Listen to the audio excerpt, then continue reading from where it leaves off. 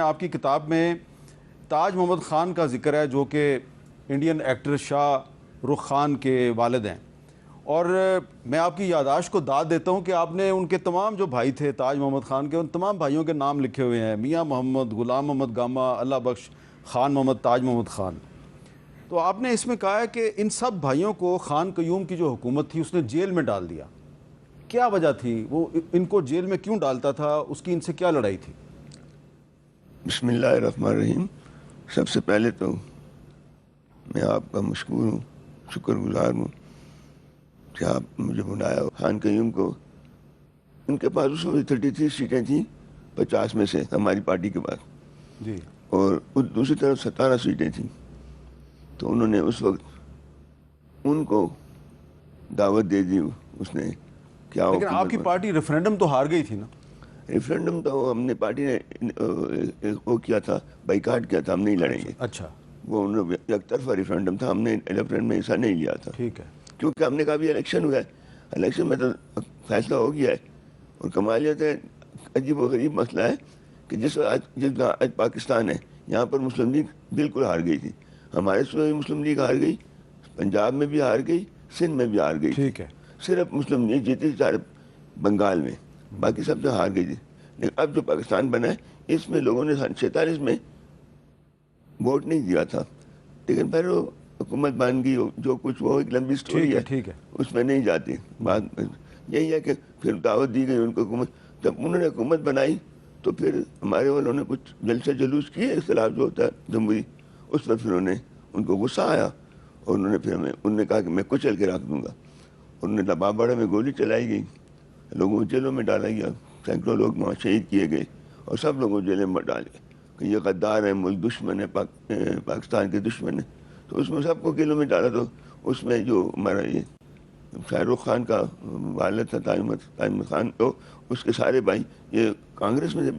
ہمارا پشاور تھانہ تقریباً اس وقت کانگریس میں تھا۔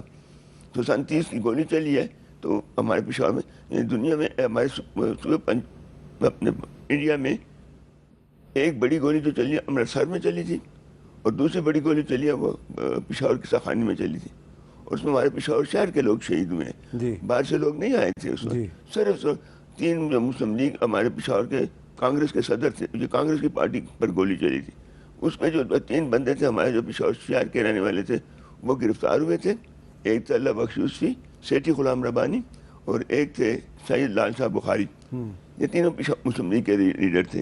تو ان کو ایک تو جو صدر تھے اور باقی اس کے لیے احتجاج ہو رہا تھا کہ ان کو کیوں پکڑا، ان کو رہا کریں۔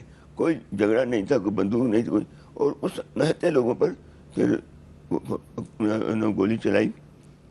لیکن وہ بھی ایک بڑے مزے کی ایک تاریخی مسئلہ ہے کہ جب انہوں نے اس کو بلایا فوج کو گولی چلانے کے لیے، وہ ادھر سے کوئی تشدد کوئی نہیں ہو رہا، صرف زندہ باد و مردہ آباد کے جو نعرے ہوتے ہیں وہ لگ رہے تھے۔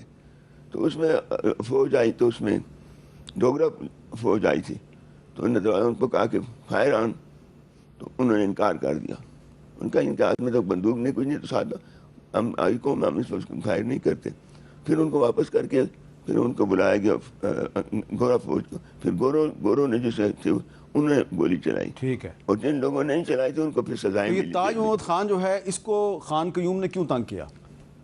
اس لیے کہ کانگریس کو پکڑ کر جیل میں ڈالو، اور تو کوئی اچھا، جتنے کانگریس ان کو پکڑ جیل میں ڈالو۔ تو پھر یہ پشاور سے چلا گیا؟ یہ پشاور سے یہ 5-4 دن وہاں انڈر گراؤنڈ رہا۔ ہم مسلم لیگ کے دوست تھے، ہم لوگ سب ایک تھے، ایک مسلم لیگ کے ان کے دوست تھے حاجی گل صاحب، اس کے بعد ان کے گھر میں رہا شہر کے اندر 5-6 دن رہا، اور پھر اس میں سے نکل کر پھر اس سے یہ 1948 میں چلے گئے؟